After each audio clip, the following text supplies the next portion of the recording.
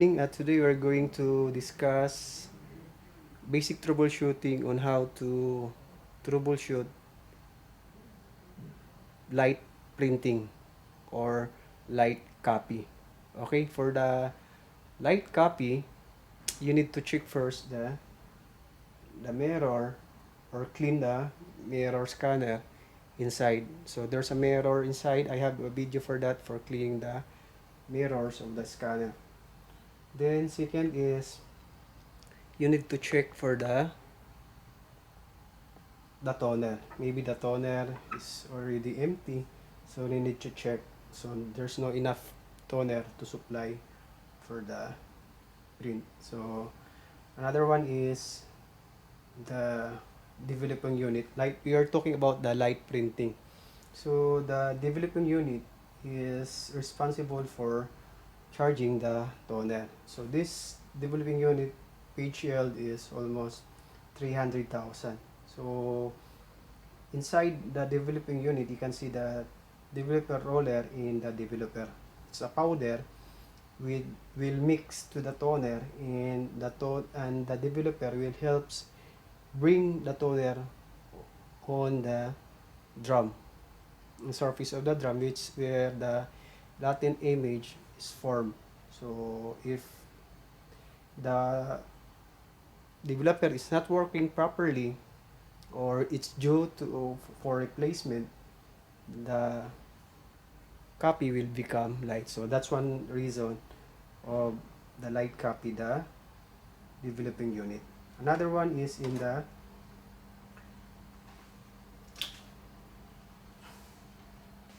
drum unit. So under the drum unit, you can see the main charger. So the main charger will give a uniform charge on the drum. If the main charger, if you can see a lot of toners, or the corona wire cover with the toner, it cannot give a uniform charge. That's why there's the copy will become light. So you need to clean this one. You can clean the corona wire like this, or you can use a cotton bud. So that's basic troubleshooting on light printing. Of course, the last one is the drum. So check the counter for this drum. This drum page yield is 300,000. So if the drum is due for replacement, or the copy will become light. So that's a light printing. And for the another troubleshooting is you have dirty printing. For the dirty printing or copy, always check with the glass. Maybe the glass is dirty, so you need to clean with glass cleaner for the glass scanner.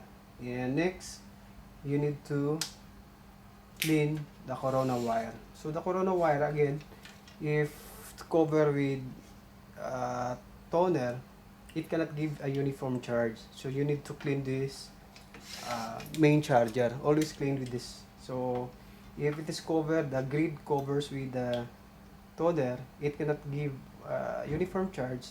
That makes the copy or print dirty. Okay, then you check the physical appearance of the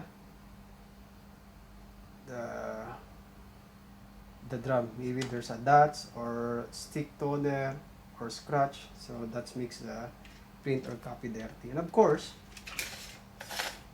you need to clean the cleaning blade or the wiper blade, because this is the responsible of, after the print process, it will clean, or it will remove the residue toner from the drum. So if the toner cannot clean by the wiper blade, it will stick in the drum. So that's the reason why the print copy becomes dirty. So clean.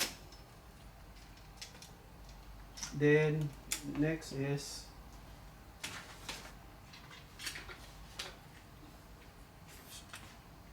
check with the, this is the fuser unit. I already assembled. Clean the pressure roller and clean the heater roller. Sometimes if there's a scratch or dots, that causes the dirty print or a copy. And of course, you need to clean the fingers or the gloves of the fuser. Okay, this is the finger. Okay, so always clean this part. Okay, this one. So okay, that's how to troubleshoot light printing and dirty printing. Then